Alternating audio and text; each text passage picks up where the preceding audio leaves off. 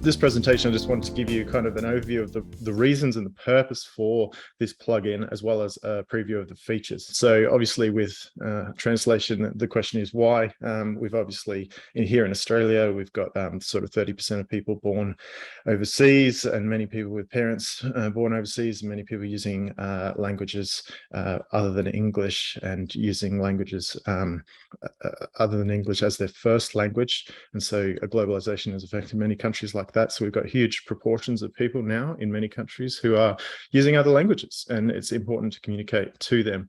And also there are different forms of polities, be it federations like Canada and India, and confederations like the EU that have multiple populations, and then some sort of regulatory machinery around requiring the use of language in various contexts.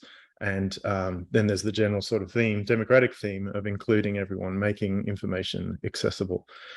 So there's many reasons, demographic and otherwise, for us to be pursuing translation. Machine translation has been a sort of obsession of the computer scientists since the 60s and all the way through to the present. And they started off with sort of rule-based ones, which are just kind of dictionaries going between with horrific results. Then they got a bit more statistical over time. And they developed this sort of metric that's important to kind of point out, not in great detail, called BLUE, which is the bilingual evaluation understudy.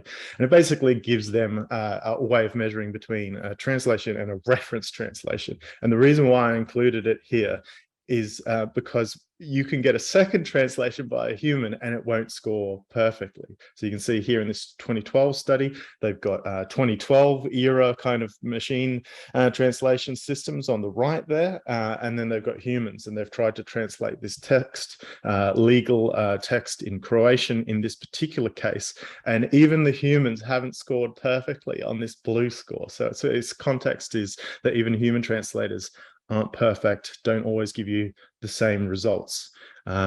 Machine translation in the last 10 years has sort of been boosted by neural machine translation, which is sort of the accuracy in all of our speech recognition, image recognition, all the rest has been influenced by these new techniques, and machine translation obviously has been influenced as well. So you can see on the right there is Google's 2020 blog on how many languages they're covering, what their BLUE score is, and then a final kind of boost from a new technique that the blog was about.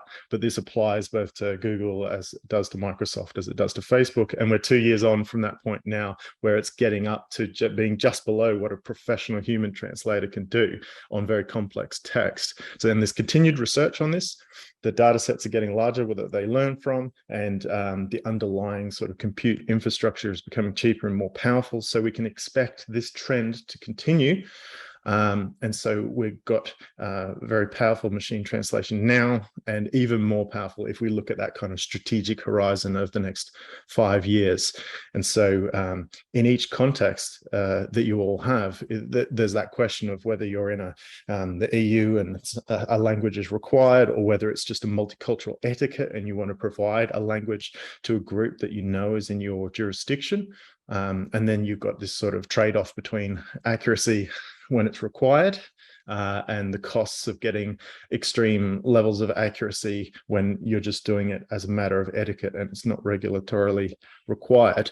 And so you can use this machine translation on sort of government communication text, and it works best there. There's a whole page on Wikiquote of people saying that poetry can't be translated. I think most of our customers aren't involved in the translation of poetry. And so for community engagement and for other types of sort of basic communication, you will find that the accuracy is much higher. And you might have spotted it in that graph that I showed a few slides earlier.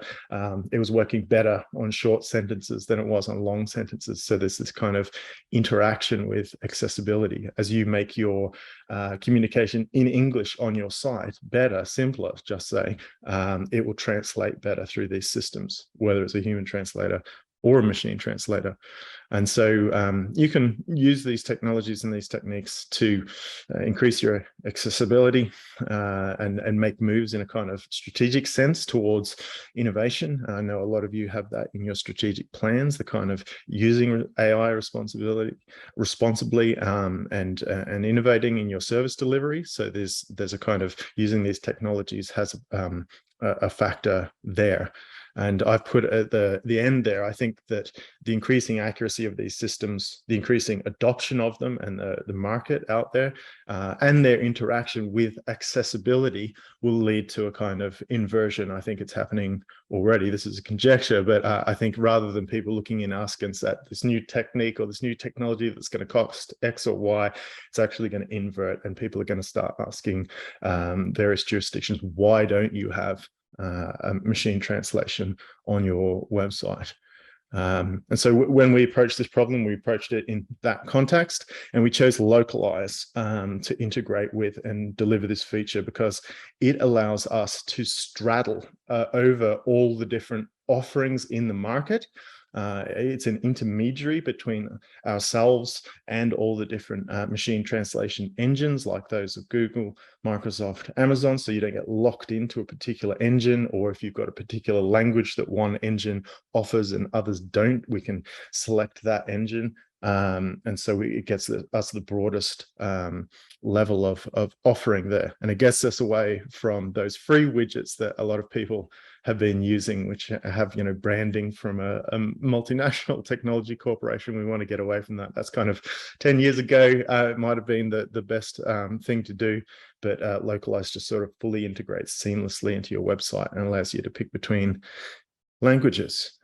So it also allows, by having this shim between us and the machine translation, it allows the translations to be curated. So in the cases where you have a regulatory requirement, you can get human translators in there more cheaply because it's already had the first cut done by the machine to curate them, to approve them, and to edit them if needs be.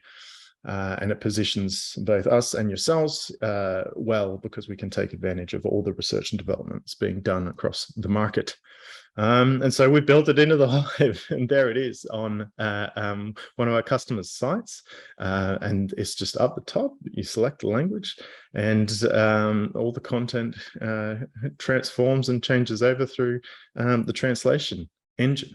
And then for those of you who are sort of enthusiastic or have that regulatory requirement, there is an interface by which, if you've hired a translator or you have internal language capacity, we can go in and start managing and curating those translations.